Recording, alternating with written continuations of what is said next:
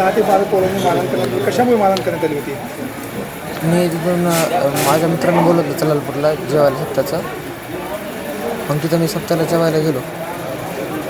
जेवण करून आम्ही बसला जरासं. मग तिथं आहे ना तिथले त्या लोकांची भांडणं लागली की मग मी तिथं फक्त बघायला होतो, लांब म्हणजे साईडला होतो. मग तिथून भांडणं सगळं झालं की आहे ना मी असं मित्राला आहे ना तिकडून परळीमधून शिवाजीनगरला सोडलं आणि तिकडून रिलायन्समध्ये जायला होतो. रिलायन्सपाशी आहे ना त्याला माहीत होतं की मी येणार आहे म्हणून तिकडूनच. मग तिथं आहे ना त्यानं 4-5 गाड्या घेऊन मला डायरेक्ट रस्ता रोखला, अडवलं आणि मारहाण करून गाडी बसवलं आणि तोंड दाबून वरून नेलं. कुठं नेलं? त्या वरी रत्नेश्वर डोंगराव. तू त्या मुला ओळखतो का? हां, तू त्या मुला ओळखतो ज्याने मारहाण केली? आता बघितल्यासोबत ओळखते.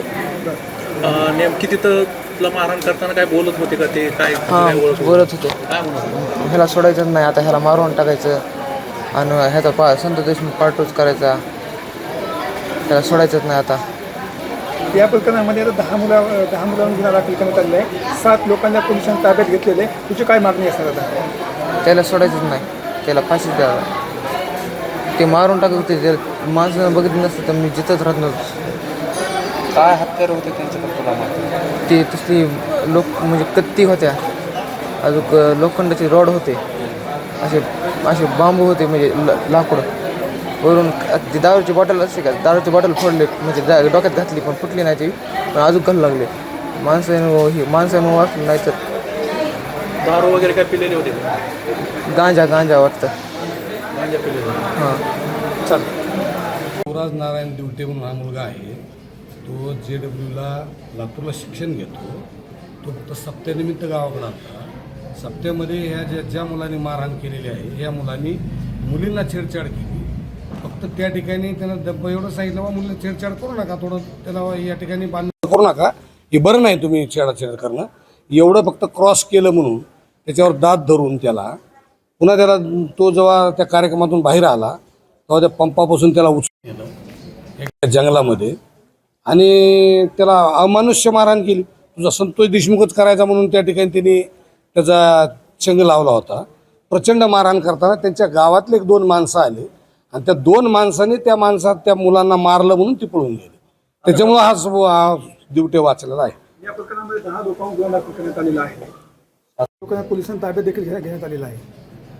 ज्या लोकांना ताब्यात घेतलं, ज्यांनी मारलं आहे त्यांना लागला पाहिजे. मी बीड जिल्ह्यात या ठिकाणी सरकार आणि SP साहेबाला किंवा सर्वांनाच माझी नम्र विनंती आहे की हे जे मोकाट सुटलेले जे मोकाट जे झालेत, कायद्याचा कुठला नसले जे लोक झाले तर यांच्यावर मोका लागला पाहिजे, कायद्याची जरब बसली पाहिजे. अशा लोकांचे दिंड काढून समाजामध्ये त्यांना भर रस्त्यावर जसं लातूरनं चाप बसविला, लातूरला असा प्रकार घडल्या लगेच त्यांना पकडलं आणि त्यांचे दिंड काढून रस्त्यावर मारलं, त्यांच्यावर मोका लावला पाहिजे.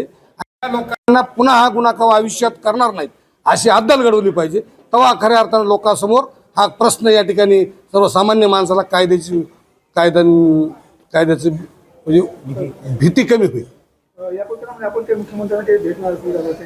या प्रकरणामध्ये आम्ही आता मुख्यमंत्र्याला भेटणार आहोत, पालकमंत्री अजितदादांना भेटणार आहोत, SP साहेबांना भेटणार आहोत, IG साहेबांना भेटणार आहोत. या प्रकरणात आमची एक नम्र विनंती ही बीड जिल्ह्यातला ही थोडं जे बिहार झालं ही थांबवा साहेब. हे पोलिसाची वचक बसवा आणि एक वेगळं या ठिकाणी वेगळे पथक नेमा याच्यावर. या पथकानं जर असा जर गुन्हा असेल, या पथकामध्ये कुठल्याही समाजाचा माणूस असो, कुणीही असो, काही असो, कुठल्याही आरोपीला क्षणभर सुद्धा म्हणजे नकभर सुद्धा माफ करू नका एवढी आमची विनंती. पोलीस वचक आणखीन काय झालं, फक्त SP बदलले, खालची यंत्रणा नाही ना.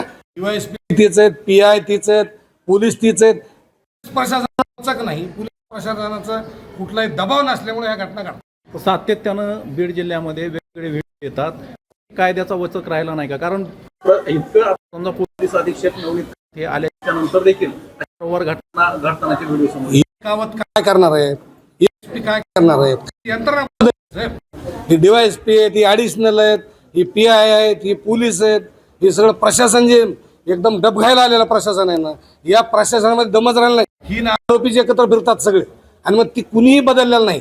एवढी घटना घडून सुद्धा एकही कुठं PI बदललेला नाही, एक पोलीस बदललेला नाही, कुणी DYSP बदलला नाही, कुणी ॲडिशनल बदल. माणसं तेच असल्यामुळं हे माणसं कुचकामी आहेत. हेच माणसं खऱ्या अर्थानं आरोग्यासोबत खरे सहकारी येते. एबीपी माझा, उघडा डोळे बघा नीट.